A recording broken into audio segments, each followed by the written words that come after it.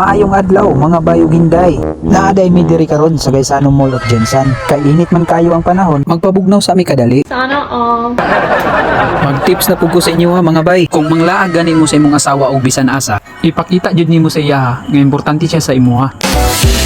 Araw-araw ikaw ang gusto kong kasama. Buhay ko'y kumpleto na tuwing nandito ka. Dayon mga bay, imuha dayong papilion sila ug unsay gusto niya. Suportahan jud na sila permi mga bay. Sige lang, normal. Basta mga bay, makaya lang. Ug ang importante, dili ka musupak niya. Wala kang japoy tay kaya mga bay.